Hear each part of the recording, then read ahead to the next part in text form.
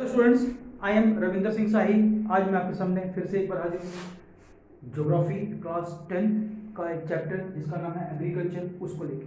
आज हम इस वीडियो में क्या पढ़ेंगे, खास तौर से इस लेसन के अंदर हमने क्या क्या पढ़ना है। इस लेसन के अंदर हमें पढ़ना है फार्मिंग के बारे में। What is farming, what are types of farming, खेती बाड़ी क्या है और खेती जो की जाती है वो कितने किस्म की होती है, हमको ये पढ़ना है। उसके बाद हमने पढ़ना है क्रॉपिंग पैटर्न। क्रॉपिंग पैटर्न के बारे में जब बात करें हम लोग तो इस पैटर्न के अंदर बहुत सारी चीजें आती हैं, जैसे कि मिक्स्ड फार्मिंग भी आती है और एक हमारा जो ट्रेडिशनल फार्मिंग पैटर्न है जो हमारे सीजन्स के ऊपर डिपेंड करता है इंडिया के अंदर, हमने उसको पढ़ना है। जैसे कि इंडिया के अंदर 3 सीजन्स के अंदर खेती की जाती है। One is said to be rabi, other is said to be kharif and one is said to be zaid. हम इसको भी पढ़ेंगे कि ये क्या चीजें हैं। उसके बाद पढ़ेंगे मेजर क्रॉप्स। हम लोग जो भी पढ़ेंगे we will study in pertaining to Indian context. जितना ही पढ़ेंगे हम हिंदुस्तान को, इंडिया को मद्देनजर रखते हुए पढ़ेंगे, हम पूरे के पूरे ग्लोब को नहीं पढ़ेंगे। अब इंडिया के हिसाब से हमारे यहाँ पे कौन सी चीजें ग्रो की जाती हैं। यहाँ पे राइस, वीट, मिलेट, मेज, पल्सेस, इन सब को ग्रो किया जाता है और इन सब के बारे में हम पढ़ने की कोशिश करेंगे और समझने की कोशिश करेंगे कि ये किस तरह से और कहाँ कहाँ ग्रो की जाती है। उसके बाद फूड क्रॉप्स जो हैं वो कौन सी हैं। जब हम कहते हैं मेजर क्रॉप्स तो ये हमारी मेजर क्रॉप्स हैं। जब हम फूड क्रॉप्स के बारे में बात करते हैं तो ये बेसिकली वो क्रॉप होती हैं which are said to be cash crops, यानी कि जिसको बेचकर फटाफट पैसे हमको हासिल हो जाएं और जो लार्ज स्केल पर हम लोग उसको क्या करते हैं, उगाते हैं, जिसके अंदर sugarcane, oil seeds, tea, coffee, ये हमारी कैश क्रॉप्स के नाम से जानी जाती हैं, क्योंकि इसको हम लोग ज्यादातर किसके लिए करते हैं, कमर्शियल यूज के लिए ही उगाते हैं। फिर आती है हमारे पास हॉर्टिकल्चर। हॉर्टिकल्चर को हम लोगों को रखना चाहिए कैश क्रॉप के अंदर, मगर मैंने इसको एक डिफरेंट टॉपिक दे दिया हॉर्टिकल्चर, क्योंकि वो इसलिए मैंने किया क्योंकि आजकल जो गवर्नमेंट ऑफ इंडिया है वो क्या कर रही है, बहुत ज्यादा प्रेशर दे रही है, बहुत ज्यादा स्ट्रेस दे रही है किसके ऊपर, हॉर्टिकल्चर फार्मिंग के ऊपर, यानी फूलों को उगाने के लिए। इसे हॉर्टिकल्चर जो है गार्डन फार्मिंग भी किसी नाम से भी जाना जाता है, यानी गार्डन में उगाई जाने वाली हर चीज, यानी कि फ्लावर्स, जितने भी हमारे डेकोरेटिव प्लांट्स हैं वो सब चीजों को आजकल ग्रो करने के लिए बहुत ज्यादा स्ट्रेस दिया जा रहा है करके कि बहुत सारे लोग इससे एम्प्लॉयमेंट जनरेट उनकी हो और वो कमाई अपनी कर सकें, उसके ऊपर जोर दिया है, इसलिए मैंने इसको एक अलग टॉपिक दे दिया।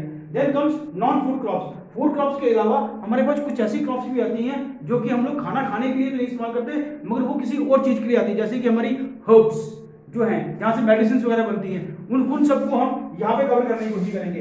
Then comes there are certain reforms initiated by the government of India. सरकार कुछ रिफॉर्म्स लेके आई है एग्रीकल्चरल सेक्टर के अंदर, वो टेक्नोलॉजिकल भी हैं और इंस्टीट्यूशनल भी हैं। जब हम टेक्नोलॉजिकल कहते हैं तो वो ये बताते हैं कि किसानों को किस तरह से साइंटिफिकली इक्विप्ड किया जाए या उनको साइंटिफिक नॉलेज दी जाए कि वो अपने खेतों के अंदर उन प्रैक्टिसेस को, उस नॉलेज को इस्तेमाल करते हुए कम एरिया में ज्यादा से ज्यादा खेती करके ज्यादा से ज्यादा अनाज वो उगा सके। देन हम इंस्टीट्यूशनल रिफॉर्म्स, इसके बारे में भी बताएंगे हम लोग कि what are institutional reforms. Then comes impact of globalisation on agriculture, कि ग्लोब के ऊपर बहुत सारी ऐसी चीजें हो रही हैं जिनके बारे में हम इंडियन कॉन्टेक्स्ट में देखें तो हमारे यहाँ के किसानों को पता ही नहीं है। अब हम उसको भी देखेंगे कि बाहर की जितनी डेवलपमेंट्स हो रही हैं, क्या वो डेवलपमेंट्स हम इंडिया में उनको इंप्लीमेंट कर सकते हैं या उनका असर हमारे भारत में, हमारे भारतीय किसानों पर क्या पड़ता है, क्या वो फायदे के लिए हम उसको यूज कर सकते हैं या नहीं कर सकते हैं, हम उनको पढ़ के समझने की कोशिश करेंगे। चलो तो चलते हैं, हम लोग समझने की कोशिश करेंगे what is farming and what are types of farming. आज हमारे जो वीडियो होगा उसके अंदर हम मेजरली इसी टॉपिक को कवर करने की कोशिश करेंगे, farming and types of farming, because this is a very big topic and I do not want to linger on my video कि आप इसे देख के बोर हो जाओ। तो हम लोग आज ये कवर करेंगे, कल हम कोशिश करेंगे कि पूरे के पूरे इसको और इसको दोनों को कवर करने की कोशिश करेंगे करके कि आपका वीडियो भी शॉर्ट हो और आपको देख के मजा भी आए। चलो तो स्टार्ट करते हैं समझना। So students, we are going to deal with what is farming. Farming क्या है, हम सबको मालूम है कि फार्मिंग होती क्या है। फार्म क्या होता है, farm is a piece of land और फार्मिंग हो गया, it is a process that we work on land, so certain feeds, so certain seeds, कि हम एक जमीन के ऊपर काम करते हैं और कुछ सो मतलब बोना, कुछ सीड्स, सम सीड्स, उसमें कुछ सीड्स बोते हैं, क्यों, so that something should grow that is useful to us, उसमें से कोई चीज ऐसी उगे जो हमारे लिए फायदेमंद हो।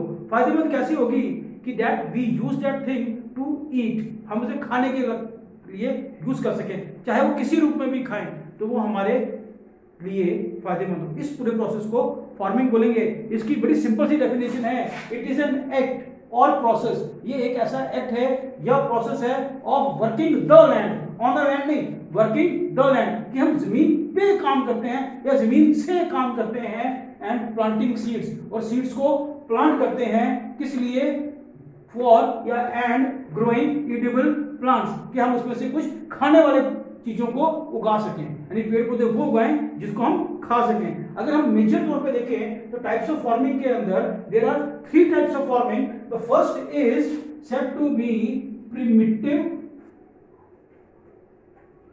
Subsistence farming. अब ये इनके नामों को भी मैं अभी समझाने वाला हूं, आप देखते जाइएगा। The second comes intensive subsistence farming,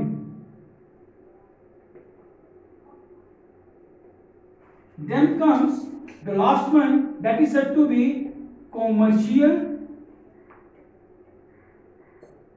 farming। अब इनको भी समझ लीजिए। देखिए जब मैं कहता हूं, आप इधर देखो बेटा, प्रिमिटिव सबसिस्टेंस फार्मिंग, प्रिमिटिव का मीनिंग क्या है, प्रिमिटिव है ओल्ड, पुराना, प्रिमिटिव क्या है, ओल्ड, पुराना, सबसिस्टेंस, सबसिस्टेंस है जीने के लिए, क्या होता है, जीने के लिए, that we how we want to survive, हम वो तरीका जीने के लिए हम अपनाएंगे, कैसे करके, फार्मिंग करके, यानी खेती कर कर जीने के लिए हम एक पुराना तरीका लेके चलते हैं। और पुराना तरीका कहां पे होता था इसमें, पुराने जमाने में, जहां पर साइंस एंड टेक्नोलॉजी होती ही नहीं थी, या होती तो थी मगर हमको उसकी नॉलेज नहीं थी। आज भी इसकी प्रैक्टिस, हम लोग इसकी प्रैक्टिस कर रहे हैं, कुछ इलाकों के अंदर आज भी इसकी प्रैक्टिसेशन होती है। कैसे होती है इसके बारे में भी हम पढ़ेंगे, अभी बताएंगे। Then comes intensive subsistence farming. जो इंटेंसिव है, इंटेंसिव का मतलब अब हम पुराने जमाने से किस जमाने में आ गए, नए जमाने में आ गए। मगर ऐसा क्या हुआ कि हमको प्रिमिटिव मेथड छोड़ने पड़े और इंटेंसिव मेथड के अंदर जाना पड़ा, कोई ना कोई कारण होगा। कारण सिर्फ एक, पॉपुलेशन इंक्रीज कर गई, लोग शहरों में आके बसना शुरू कर गए, जमीन कम हो गई, जमीन कम हो गई। फॉर एग्जाम्पल यहां पर मान लो ओल्ड टाइम के अंदर एक आदमी था, उसके पास कितनी जमीन थी, 100 स्क्वायर मीटर लगा लो, मैंने थोड़ा छोटा सा पैमाना लिया, मैंने बड़ा नहीं लिया, मान लो 100 है उसके पास, आप 100 यार्ड्स लिख लो, 100 किलोमीटर लिख लो, 100 स्क्वायर किलोमीटर लिख लो, 100 मीटर्स लिख लो, जैसा अच्छा लगता है, कनाफ लिख लो, मरला लिख लो, जैसे आपको अच्छा लगता है। आप समझ लो कि 100 रुपीज थे उसके पास, यानी कि ये लैंड इज इक्वल टू 100।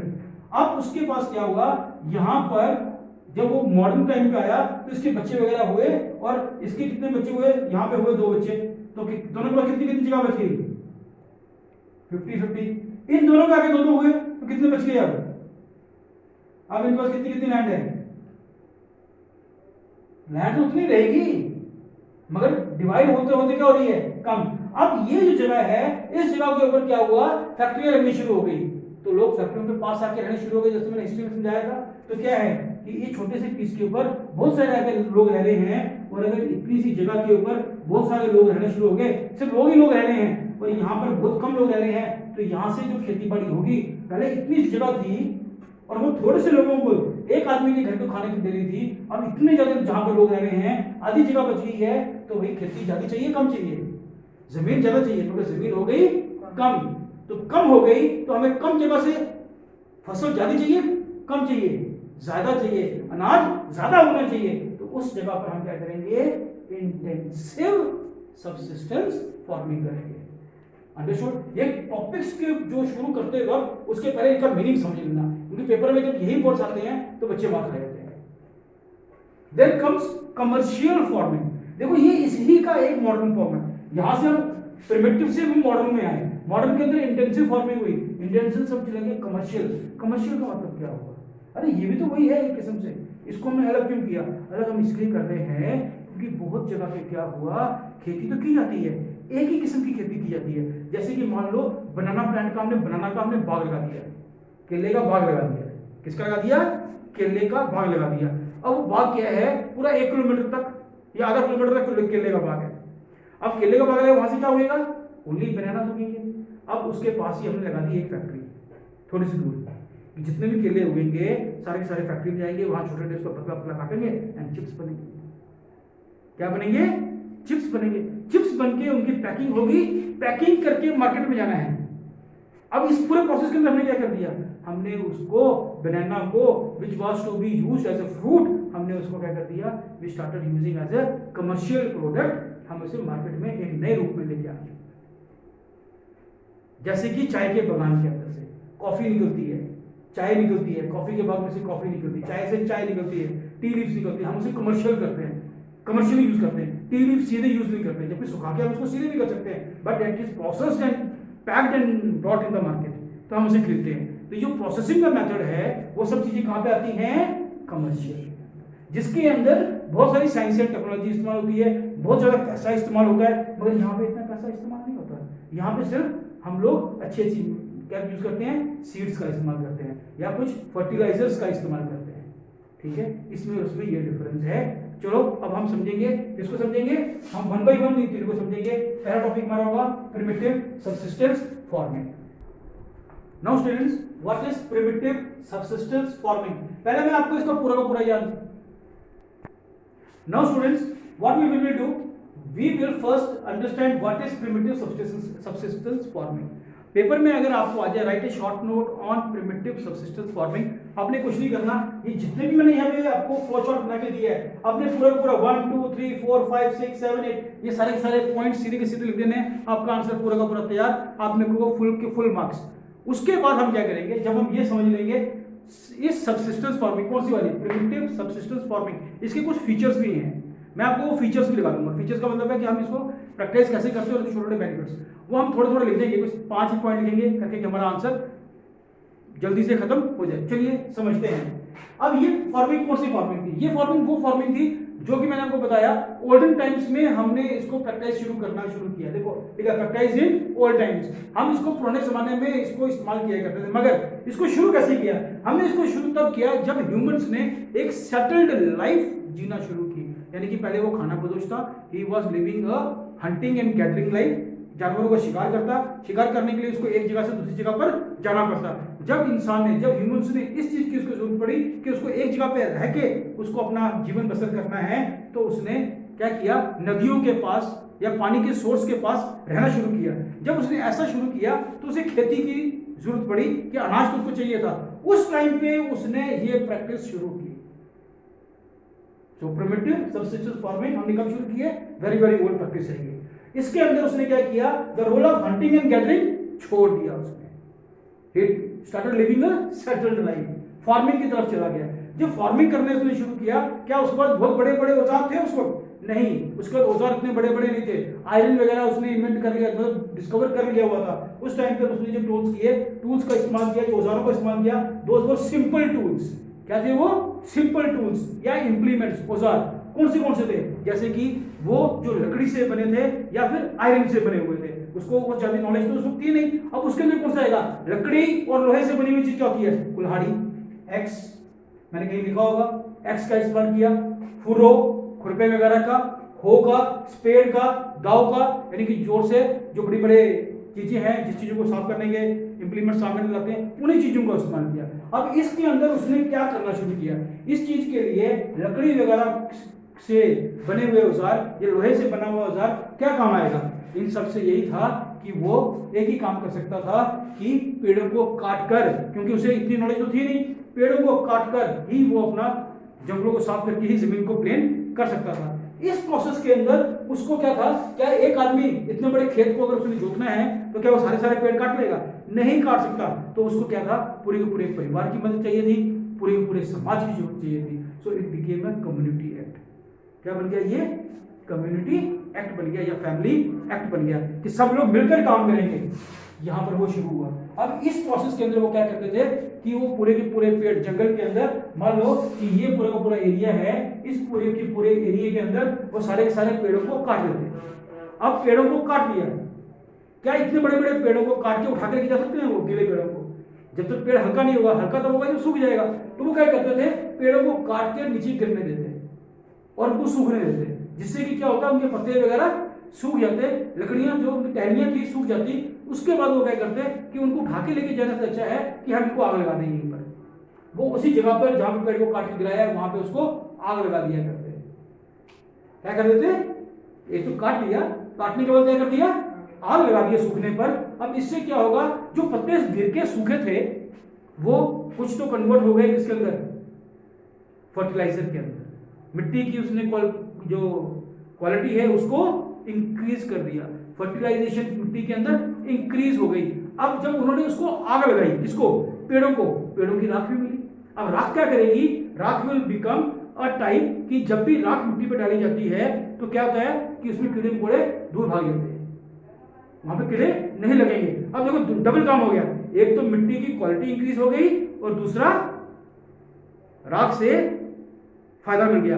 अब जो चीज बच गई उसको वो साफ करते थे और उस जगह पे खेती करते और उस पूरे को राख को उस मिट्टी में मिक्स कर देते, जिससे कि वहां पे उपजाऊता, उसकी जो फर्टिलाइजेशन है, जो भी चीज उगाई जाती वो ज्यादा उगती और इनको अच्छी फसल मिलती। ये काम ये उस मिट्टी के ऊपर, ऐसी जगह के ऊपर, ऐसे खेत के ऊपर 1 से 3 साल तक करते हैं। कितने साल तक? 3 साल तक मैक्सिमम, 2 से 3 साल तक, उससे ज्यादा वो नहीं करते थे। उसके बाद वो इस जगह को ऐसे ही छोड़ देते और दूसरी जगह के ऊपर चले जाते और वहां पे पेड़ों को काटते और सेम प्रोसेस करते। अब इस प्रोसेस में क्या हुआ कि इसके अंदर 2 चीजें हो रही थी, एक तो काटना, दूसरा जलाना। इसीलिए इस पूरे प्रोसेस को बोला जाता है स्लैश एंड बर्न। क्या बोला जाता है? Slash and burn. और इसीलिए इसको हम लोग स्लैश एंड बर्न फार्मिंग भी कहते हैं या स्लैश एंड बर्न कल्टीवेशन भी कहते हैं। अब इसके अंदर एक था कि जब हमने एक खेत को इस्तेमाल करके दूसरे खेत में चले गए, इसीलिए इसको शिफ्टिंग कल्टीवेशन का नाम से भी जाना जाता है। और ये जो प्रैक्टिस है तकरीबन इंडिया में जो ओल्डन टाइम से करते आ रहे हैं, जो आज भी कर रहे हैं, वो झुम लोग करते हैं। कौन करते हैं? झुम आदिवासी, जो कि नॉर्थ ईस्ट में पाए जाते हैं। कहां पाए जाते हैं? नॉर्थ ईस्ट में, मेघालय वगैरह उधर आज भी इसका प्रैक्टिस चल रही है, इसीलिए इसको झूमिंग कल्टीवेशन भी कहते हैं। क्या बोलते हैं?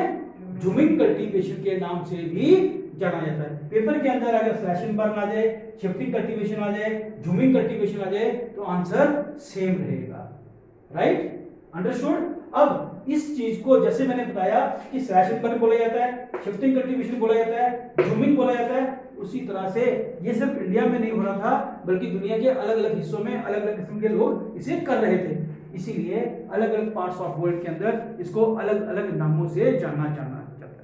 इंडिया के अंदर ही अलग अलग स्टेट्स के अंदर इसको अलग अलग नाम से जानते हैं। करेक्ट? अब हम पढ़ेंगे इसके फीचर्स के बारे में। स्टूडेंट्स जिन्होंने इसको नोट नहीं किया, please pause the video and note it down. आप लोग इसका स्क्रीनशॉट ले सकते हो, it will be helpful to prepare your notes. What are the features of primitive subsistence farming? अभी तक हमने क्या पढ़ा? हमने पढ़ा what is primitive subsistence farming क्या है, हमने उसके बारे में पढ़ा और उसके बारे में हमने पूरी जानकारी हासिल कर ली। अब उसी के बीच में से कभी कभी एग्जाम में क्या पूछ लेता है, he asks you a simple question of 3 marks, that is what are the features of primitive subsistence farming? इसके फीचर्स क्या हैं?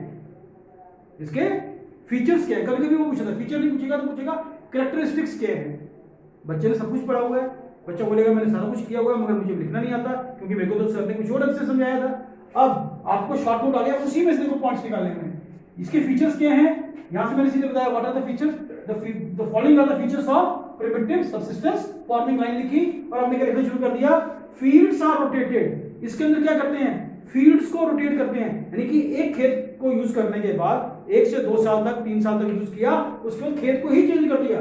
चेंज को किसको करना चाहिए? फसल को चेंज करना चाहिए। चेंज किसको करना चाहिए था? फसल को चेंज करना चाहिए था कि अगर यहाँ पे आप गेहूं लगा रहे हो तो गेहूं नहीं लगाई कुछ और लगा दो। यहाँ पे अगर आपने कोई पर्टिकुलर सब्जी लगाई है उसकी जगह पे किसी और चीज को यूज करो, मगर वो ऐसा नहीं करेंगे। वो क्या करेंगे? फील्ड को ही चेंज कर देंगे। So fields are rotated instead of crops once look here, तो वो इसको करेंगे। देन इसके अंदर एनिमल्स का यूज नहीं करते। ये लोग क्या कर रहे हैं? मैंने कहा सिंपल टूल्स, क्योंकि ये हंटिंग एंड गैदरिंग वाले थे, जानवरों को पालते थे किसके लिए? उसका मीट खाने के लिए या उसका दूध वगैरह पीने के लिए, मगर उनको भी जानवरों को खेतों में इस्तेमाल करना नहीं आता था। इसीलिए ये क्या करना शुरू कर दिया इन्होंने, broad animals were not used. और अगर वो एनिमल्स यूज नहीं करते थे तो क्या वो वहां पे खाद खाते थे? खाद नहीं डालते थे। क्यों? क्योंकि वो जो सड़े गले पत्ते थे वही खाद बन जाते थे, और फिर जो जो आग लगाते थे उसकी राख को ही इस्तेमाल कर लेते थे, उसी को मिक्स कर देते। इसलिए वो लोग कोई मैनुअल इस्तेमाल नहीं कर रहे थे। देखो दो पॉइंट है इसके अंदर, एक छोटी सी line, dot animals were not used, then another line, manuals were not used. क्योंकि एनिमल्स भी यूज करते थे वहां से, इसका मैनुअल भी यूज नहीं करते थे। अब उसके बाद इसके अंदर काम कौन करता था? ये लोग खुद काम करते थे। तो मैनुअल लेबर, यानी कि जानवर इस्तेमाल नहीं हो रहे, मशीन इस्तेमाल नहीं हो रही, तो कौन कर रहा है? आदमी खुद काम कर रहा है। तो मैनुअल लेबर, अपनी ही मेहनत का इस्तेमाल कर रहे हैं। मैनुअल यानी मैन की लेबर इस्तेमाल होती थी। अब ये होता था, तो जमीन किसकी थी? कम्युनिटी की थी, समाज की थी, किसी एक आदमी की प्रॉपर्टी नहीं थी। आज तो है ना कि भाई हम लोग लैंड इस्तेमाल करते हैं तो इंडिविजुअल प्रॉपर्टी होती है, इंडिविजुअल लैंड होती है। यहाँ पे इंडिविजुअल लैंड नहीं थी, the land was of community, समाज की जमीन थी। कोई ये नहीं कह सकता था कि हमारी, इसलिए एक कम्युनिटी खेती करती थी या एक फैमिली खेती करती थी अपनी जरूरतों को पूरा करने के लिए। अगर वो अपनी जरूरतों को पूरा कर रहे थे तो वो क्या कमर्शियल कर रहे थे? नहीं, बेचने के लिए नहीं करते थे। अगला पॉइंट यहीं से आएगा कि जो भी फार्मर था, जो भी खेती करता था, वो क्रॉप को ग्रो करता था। क्यों? अपनी जरूरतों को मीट करने के लिए, पूरा करने के लिए। किसकी? परिवार की। परिवार की जरूरत को पूरा करने के लिए ये खेती की जाती थी, नहीं तो उनको ये खेती करने की जरूरत नहीं थी। शुरू ही हमने यहां से किया कि जब उन्होंने, इंसान ने एक जगह पे रहना सीखा तो उसको अपने जरूरत के लिए, अपने को क्या चाहिए था? अनाज। अपनी जरूरत के लिए उसे अनाज चाहिए था। क्यों? अभी वो शिकार करने बार बार जंगलों में नहीं जा सकता था, तो अपनी जरूरत को पूरा करने के लिए, अपने के अंदर उसका परिवार भी आ गया, अपने परिवार की जरूरतों को पूरा करने के लिए वो ये खेती करता था। These were the features of primitive subsistence farming. अब हम लोग पढ़ेंगे अपना अगला topic, that is intensive subsistence farming. Now students, we will understand what is intensive subsistence farming. इसको भी बिल्कुल सेम फैशन में करेंगे जैसे मैंने प्रिमिटिव इंटेंसिव फार्मिंग किया था। इसके भी आंसर्स आपने बिल्कुल ऐसे लिखना है, राइट ए शॉर्ट नोट आ जाएगा, या what is intensive subsistence farming आएगा, आपने यही लिखना है 1 2 3 4 5 6 पूरा ऐसे करके लिखना है और आपका आंसर रेडी। शॉर्ट नोट आएगा, आपने यही बुलेट पॉइंट्स लिखने हैं and you will get full marks. और ये बिल्कुल सही है, और मैं सही बोल रहा हूँ कि आपको कोई दूसरी चीज याद करने की जरूरत नहीं पड़ेगी, ये आपके बने बनाए नोट्स बन जाएंगे।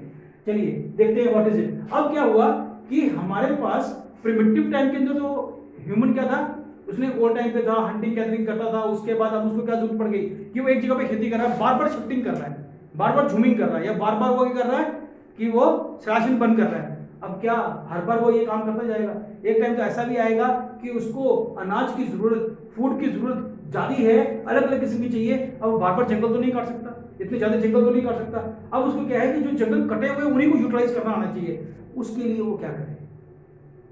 उसके लिए कुछ तो करना पड़ेगा। अब उसने क्या देखा कि जो जानवर वो डोमेस्टिकेट करता था अपने लिए, मिल्क के लिए या फ्लैश के लिए, उसने देखा कि जो उसकी शिट है, यानी कि जो काउ डंग वगैरह, गोबर है या दूसरी चीजें हैं, जब वो जहां पर भी उसको फेंकता है उसके अंदर से कोई चीज जब भी उगती है तो बहुत अच्छी उगती है। अब इस चीज को उसके दिमाग में स्ट्राइक हुआ, उसने सोचा क्यों ना मैं इसको खेतों में डालूं। खेतों में डालने से क्या होगा कि वहां फसल अच्छी हो जाएगी। एक चीज ये इसके दिमाग में आई। दूसरा उसने ये देखा कि हम लोग क्या करते हैं, खुरपे से लेके या किसी और चीज से लेके हम उस जगह को खुदाई करते हैं, करके हम चीजों को बोते हैं। अगर यही चीज हम अगर हाथ से पकड़ के जो खींच रहे हैं, अगर ये जानवर के पीछे बांध दिया जाए और जानवर को चलाया जाए तो ये एक बड़ा अच्छा काम हो जाएगा, जमीन आराम से जुट जाएगी, यानी कि आराम से उसको खुदाई हो जाएगी। तो इसका मतलब ये हो गया कि उस टाइम पर उसने क्या देखा, हल का इन्वेंशन हुआ, यानी कि थोड़ा थोड़ा दिमाग उसका उस तरफ चलना शुरू हुआ कि वो खेती बाड़ी के लिए ये सब करना शुरू किया। मगर अभी भी उसके सामने एक प्रॉब्लम थी कि बारिश तो पूरा साल नहीं होती, बारिश के टाइम पे ही खेती कर सकता था। तो बारिश जब खेती करने के लिए पानी चाहिए था, उसने नहरें खोदी, इरिगेशन फैसिलिटीज लेके आया। इरिगेशन तो मैंने समझाया था, irrigation is giving water to the fields. अब उसने वो नहरें बनानी शुरू की, नदी की बात कर रहा था, खेतों तक पानी पहुंचाने का काम उसने शुरू किया। जैसे कुआं खोद दिया, कुएं के साथ बैल बांध दिया, बीच में से पानी निकल रहा है और खेतों तक जा रहा है। ये सब चीजें उसने ढूंढनी शुरू की, सिंपल तरीके से खेतों तक पानी पहुंचाने का काम करके पूरा साल वो फसलों को उगा सके एक ही जमीन के ऊपर। यहां से इंटेंसिव शुरू होती है। मगर इंटेंसिव का मैंने बेसिक्स क्या बताया कि जमीन पहले बहुत ज्यादा थी, आस्ते आस्ते बढ़ के कम लोगों के पास आ गई, पॉपुलेशन इंक्रीज कर गई और जमीन खेती के लिए कम पड़ गई। जब ऐसा हुआ तब उसको क्या चाहिए था, कम जमीन से उसको ज्यादा उपज चाहिए, कम जमीन में से ज्यादा प्रोडक्शन चाहिए। इसके लिए उसने पेस्टिसाइड्स क्या, बायोकेमिकल्स, फर्टिलाइजर्स, इसका भी इस्तेमाल करना शुरू किया। मॉडर्न टाइम पे आ रहे हैं ना आस्ते आस्ते, मैं आपको देखो प्रिमिटिव से आस्ते आस्ते मॉडर्न पे लेके आ रहा हूँ। जब मॉडर्न में पहुंच जाओगे तभी आपको ये आंसर समझ में आएगा, नहीं तो बीच में गैप रह जाएगा। आस्ते आस्ते उसने क्या शुरू किया, फर्टिलाइजर्स, एसपीके का इस्तेमाल किया, सल्फर का, फास्फोरस का, नाइट्रोजन का, ठीक है, जिसको हम कहते हैं, ठीक है, हमने इन सब चीज का, पोटेशियम का किया यूज शुरू किया, खेतों में डालना, यूरिया जिसे बोलते हैं, एनपीके, आप लोगों ने ये वर्ड तो अपने क्लास 8 में पढ़ा ही होगा, NPK, nitrogen, phosphorus and potash, ये हम खेतों में डालते हैं, एनपीके। अब इन सब चीजों को उसने इस्तेमाल करना सीखा, खेतों में डाल के, क्यों डाला जाता है करके कि कम जगह से ज्यादा पैदावार हो सके। अब हम इस आंसर पे जाते हैं, practised in areas with high population pressure on land.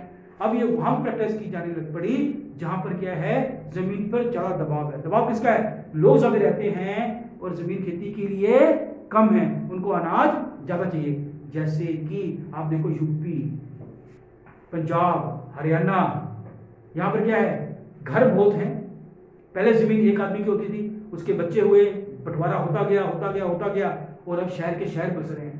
Chandigarh में पहले एक टाइम था बहुत ही खेती होती थी, अमृतसर में बहुत ही खेती होती थी, आज वो एक हब है, आज एक हब है। दिल्ली के अंदर बहुत खेती होती थी, मगर दिल्ली के अंदर खेती रही कहां पर, अभी जमुना किनारे खेती होती है, तो खेती की जगह बची ही नहीं। अब उस जगह पर होनी शुरू होगी जहां पे जमीन पर दबाव ज्यादा है, पॉपुलेशन बहुत ज्यादा है।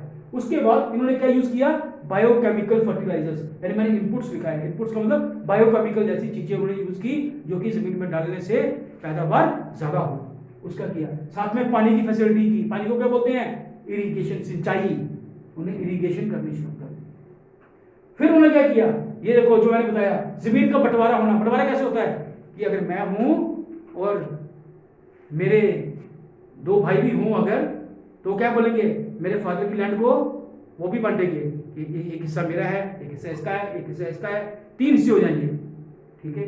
तो जमीन जितनी हमारी होगी, क्या मेरे को उतनी की उतनी मिलेगी, नहीं, मेरे को कम मिलेगी, आई विल गेट सम 30-35%, उसके ऊपर मुझे नहीं मिल पाएगा, करेक्ट। तो जमीन कम हो जाएगी, तो राइट ऑफ इनहेरिटेंस जो था, जमीन के ऊपर जो हक है कि पुश्तैनी हक जो मेरा बनता है कि जो मुझे मिलना ही चाहिए बाप दादा की जमीन, उससे क्या हुआ, डिवीजन ऑफ लैंड हुई। क्या हुई, डिवीजन ऑफ लैंड। जब डिवीजन ऑफ लैंड हुई तो high pressure on land increase कर गया, जमीन पे दबाव बढ़ गया। क्यों, क्योंकि अगर मेरे को जमीन मिल गई, इसका मतलब मैं घर से अलग हो गया, तो मुझे अपना मकान बनाना है, जमीन के एक हिस्से पे अपना मकान बनाऊंगा, जिसके ऊपर पहले मकान नहीं था, पहले एक मकान था, सब उसी में रहते थे, अब एक मकान भी बन गया, एक अलग मकान बन गया, और खेती की जमीन कम हो गई। अब मेरे को अपनी भी जरूरत पूरा करनी है और अपने गुजर बसर के लिए अपने बच्चों के बारे में भी सोचना है, उसी में से उगा के मेरे को करना है।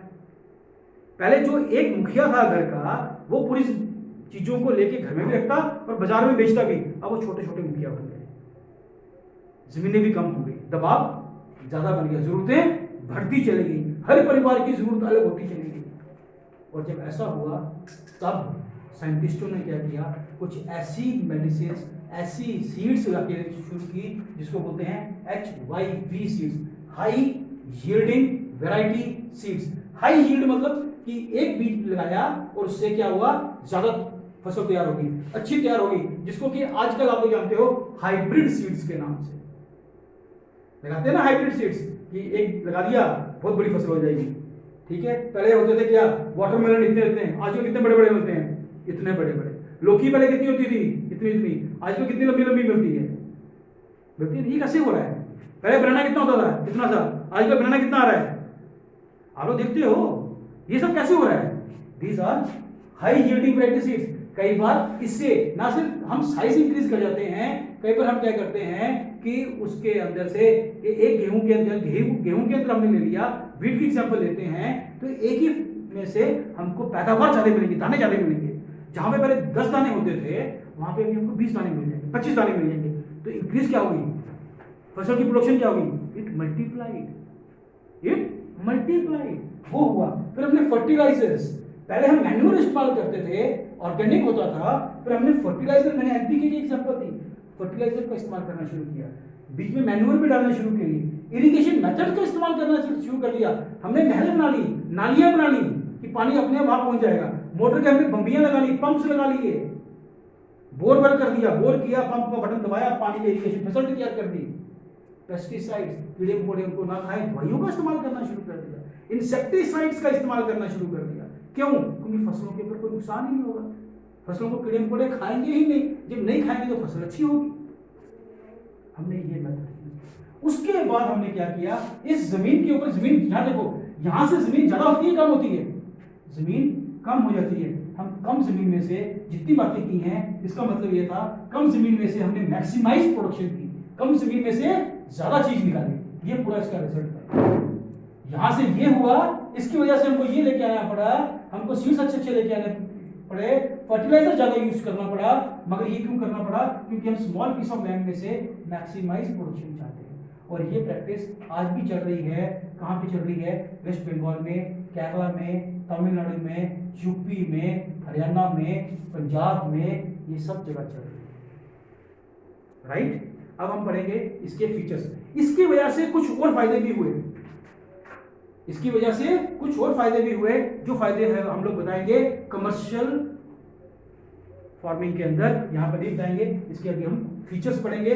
फीचर्स के लिए जिन बच्चों ने इसको नोट करना है, please pause the video, note it down, और you can take a screenshot and note it and make your own answer. Now students, what are the features of this type of farming? Land holding are small, जो जमीन थी वो छोटी थी। दूसरा है much manual labour required, इसके ऊपर काम करने के लिए ज्यादा क्या चाहिए थे? आदमी चाहिए थे। क्यों? क्योंकि दवाइयाँ डालनी है, इरिगेशन करनी है, नालियों को बार बार साफ करना है, पानी आगे जा रहा है, घास वगैरह निकालनी है, क्योंकि हमारी प्रोडक्शन ज्यादा होनी चाहिए। मल्टीपल क्रॉपिंग प्रैक्टिस, और एक ही जमीन के ऊपर थोड़ी सी जगह के अंदर हम लोग क्या करते थे? ज्यादा फसलें लगाते थे। जैसे कि एक जमीन का टुकड़ा है, उसके अंदर हमने क्या किया? हमने चावल भी, गेहूं भी उगा दी, और बीच में हमने सरसों भी लगा दी। आपने ये बात बहुत बार देखा होगा कि गेहूं के खेत के अंदर से हमारे क्या निकले होते हैं? क्या निकली होती है? सरसों के दाने भी फसल उगाई होती है। तो ये क्या होता है? मल्टीपल क्रॉपिंग कर देते हैं हम लोग, या फिर हम एक के बाद एक क्या करते हैं, फटाफट जमीन को खाली छोड़ते नहीं है और वहां प्रैक्टिस करते रहते हैं कोई ना कोई फसल लगाने का। इसके अंदर हम लोगों ने क्या सीखा कि fertiliser, HY seeds, irrigation, pesticides, वही चीजें लिखनी है जो कि चीजें हमने वहां से हैंड पिक की हुई हैं, जो कि हमारी जरूरत नहीं है, वही इस फार्मिंग के क्या है? फीचर्स हैं। उसके बाद इसके अंदर जो फसलें उगाई जाती थी, दिस इज वेरी इंपॉर्टेंट। कौन सी फसलें उगाई जाती थी? व्हीट, राइस, मेज, मिलेट्स, पल्सेस, ये। और ये देखो, ये वही चीजें सामने आई हैं जो मैंने अपने इंट्रोडक्शन में शुरू में बताया कि हमने इसको भी पढ़ना है। वही चीज आई है, इसीलिए हम इस लेसन में इसको पढ़ेंगे। यानी कि ये लेसन पूरा का पूरा इंटेंसिव एंड कमर्शियल, दोनों टाइप ऑफ फार्मिंग का मिक्सचर है, और उसको पढ़ना है। वीट कहाँ काम हो जाती है, कैसे उगाई जाती है, ये सब चीजें हमने इसको पढ़ना है। और हम लोग कमर्शियलाइजेशन को भी देखेंगे, यानी कि ग्लोबलाइजेशन का इफेक्ट जो हमारे ऊपर हुआ उसको भी देखना है, इसलिए ये बहुत इंपॉर्टेंट पॉइंट है। फिर हार्वेस्टिंग एंड थ्रेशिंग, हार्वेस्टिंग है फसल को काटना, और थ्रेशिंग है दाने को निकालना, कि वो सब कैसे कर रहे थे? यहाँ पर मशीनें नहीं काम करती, यहाँ पे इंसान काम करते हैं, इसीलिए यहाँ पर क्या है? Much manual labour is required. Draught animals, जो पालतू जानवर है, उनका यहाँ पर इस्तेमाल होता है। अब रह गया हमारा कमर्शियल फार्मिंग, क्योंकि वीडियो की लेंथ ज्यादा हो रही है, that we will take in our next video. Hope you like the video, please like and subscribe. Thank you very much.